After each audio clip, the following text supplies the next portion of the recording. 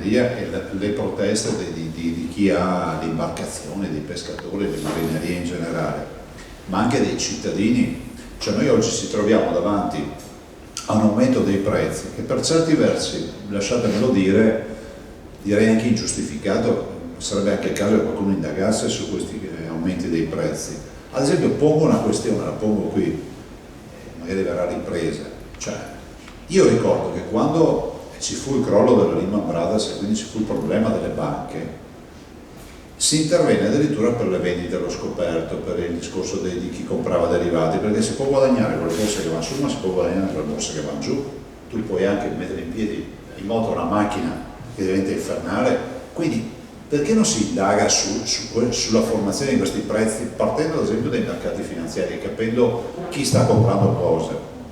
Perché siamo davanti non solo a un silo di grano, ma siamo davanti magari probabilmente anche a un derivato, a un prodotto finanziario che vende sulla carta, diciamo, delle opzioni. Adesso sono discorsi un po' incasinati, ma rendo l'idea che, cioè, io inviterei a indagare un po' di più, o quantomeno darei delle regole ai mercati finanziari, come si fece allora, dove tu non puoi più fare alcune operazioni perché sono dichiaratamente speculative, e le si fanno su cosa? Sul cibo, pensate alle granaglie e quello che sta accadendo, e poi su quello che tocca più da vicino ai cittadini, che sono, diciamo, i consumi dell'energia, quindi l'energia. Due temi: il primo, il cibo. Noi dobbiamo prendere per mano, per rispondere, riprendere in mano tutta la PAC, la politica agricola comunitaria. Non è stata sbagliata, cioè si è investito sull'agricoltura, diciamo, specialistica, intensiva, e si è detto: guarda, cioè non possiamo continuare a finanziare l'agricoltura estensiva perché non è professionalizzante, perché comunque si va in un'altra direzione, biologico, tutta questa storia, l'agricoltura integrata, eccetera. Oggi noi dobbiamo dire che dobbiamo tornare a pensare ai campi di grano, non pagare gli agricoltori per dire di tenere il prato al posto del grano. Questo è quello che dobbiamo fare. Dobbiamo fare quello che i francesi con Macron stanno facendo, di tornare alla sovranità alimentare. Cioè, un paese strategicamente è sicuro se riesce a dar da mangiare ai suoi cittadini. Una famiglia è sicuro se ha qualcosa in dispensa, giusto? Cioè noi siamo un paese come dipende dagli altri. Avete visto che quelli che fanno pasta dicono che se la Russia chiude noi siamo morti. Il metano, abbiamo già capito che il 38% del metano che si consuma in Italia viene dalla Russia. Capite che noi dobbiamo tornare a una sovranità alimentare e energetica. E dopo, come cittadini, sempre per guardarci nelle palle degli occhi, abbiamo fatto i fighi fino adesso a parlare di fonti rinnovabili. Guardiamoci nelle palle degli occhi. Per fare energia da fonti rinnovabili bisogna rinunciare a movimenti, diciamo, popolari. Primo, i salti d'acqua, quindi le centraline idroelettriche. Ogni centralina, ogni domanda che c'è in Veneto ha un comitato contro ed ha un casino. Allora, se vogliamo energia pulita dai fiumi, dai torrenti, soprattutto dove c'è corrente, bisogna fare le centraline, bisogna mettere le turbine, bisogna mettere le cocle sotto acqua e fare queste robe. Se vogliamo sfruttare un'altra energia pulita, che è quella del vento, bisogna mettere le pale eoliche, e anche lì non va bene a nessuno. Se vogliamo il fotovoltaico, rinunciamo a terra e sulla non ci piove, ma dobbiamo decidere che allora rinunciamo in coppi, non dobbiamo continuare con i vincoli sulle falde dei tetti o altro, perché non riusciamo a fare il fotovoltaico. E quindi cosa ci resta? Ci resta ancora andare a comprare il gas dai russi, dall'Azerbaijan, dagli altri paesi. Sì, probabilmente questa può essere una scelta, ma non è una scelta strategica, lo abbiamo capito questa. Quindi io credo che si possa fare un progetto di dire 1 milione di metri di tetti, 1 milione di pannelli, di metri quadrati di pannelli, vi dico una suggestione, però bisogna farlo. In questo paese non si è mai sburocratizzato per riuscire a farlo. Ed è giusto il dibattito contro il fotovoltaico a terra, su questo non ci piove, perché va in competizione con il cibo, no? Se io tolgo terreno alla produzione di cibo e lo do alla produzione di energia, è ovvio che c'è una competizione. Cioè, una volta si diceva, nel libro che ho scritto Adottare la terra, scrivo della competizione tra combustibile e commestibile. Se coltivo campi per mandare a biomasse il grano, è ovvio che c'è un conflitto tra la produzione di energia in biomasse e quello di dell'alimentare. Quindi queste sono le cose da decidere. Se no ci resta l'ultima spiaggia, che è stata scelta da tutti i paesi del nord Europa, Francia compresa, Germania compresa, che è quella del nucleare. Il nucleare oggi ha avuto un'evoluzione, si fanno le mini centrali, addirittura adesso esistono le centrali aziendali delle zone industriali.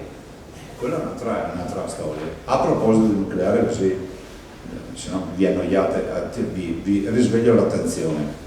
Ioduro di potassio, la pastiglia. Vedo che allora, vi dico la storia bene come sta. Intanto noi abbiamo un piano che ha 9 anni. Perché ce l'abbiamo? Perché i clinici dicono che se abiti a meno di 200 km da dove potrebbe esserci una potenziale esplosione nucleare, a determinati valori rilevati, noi li rileviamo, abbiamo 2 centraline in Veneto e H24 rilevano i valori della radioattività da sempre, quindi anche qui non è che la stiamo rilevando adesso, da sempre per legge, a determinati valori per una fascia d'età che va fino ai 40 anni, dopo sono, se la vuoi prendere anche dopo, vabbè, però quella più critica è i 18enni, tirandola fino ai 40enni, a determinati valori c'è la somministrazione delle famose 2 pastiglie. Perché? Perché la tiroide, che è un organo bersaglio, è come una spugna. L'ho detto anche Crozza, non l'ha ripetuto quello che ho detto. Ma lui l'ha venduta come una puttanata, ma io che l'ho studiato non è una puttanata. Io faccio gli esempi perché la gente capisca. La spugna piena di acqua assorbe acqua? No. Avete visto la spugna che diventa anche pesante perché è piena d'acqua. Se io stritolo la spugna, l'acqua se ne va ed è pronta a assorbire acqua. Allora il principio qual è? Che se io ho la tiroide che assorbe lo io do lo ioduro di potassio che non è radioattivo, si riempie di iodio e quindi quando arriva lo iodio radioattivo, se l'esplosione prevede che ci sia iodio radioattivo, perché anche questo bisogna vedere, lo iodio radioattivo non viene assorbito dalla mia tiroide, tutto qua, fermo restando che l'esplosione non porta solo iodio. E se mi prendo le pasticche fuori da questi termini rischio anche di effetti di tossicità o far male. Perché noi abbiamo 500.000 pastiglie in magazzino? Perché le province a rischio sono la mia, Treviso, Belluno e Venezia. Perché? Perché il piano è fatto in base alla centrale di Krško in Slovenia. Quindi si calcola che le prime province potrebbero essere quelle. Di certo i veronesi non hanno questo problema, o voi, diciamo in parte, la parte più bassa, eventualmente della provincia di Venezia. Ma questa, ad esempio, questa zona è sempre nell'ambito di questa fascia di rischio. Se dopo la bomba ci casca sulla testa, la pastiglia di iodio non mi serve a niente, mi hanno detto che non funziona. Però avete capito, solo per strapparmi un sorriso, siamo in un momento nel quale capite che stiamo parlando di cose che ormai avremmo voluto citare. Questa guerra ci preoccupa perché per noi è già terza guerra mondiale dal punto di vista finanziario, dal punto di vista dei danni economici che sta facendo. Anche oggi ho parlato con un imprenditore che lui ha fatto una fortuna arredando le case, diciamo, dei grandi ricchi, ma molto ricchi, cioè una cucina che costa 500-600 mila euro, se siamo a sti livelli.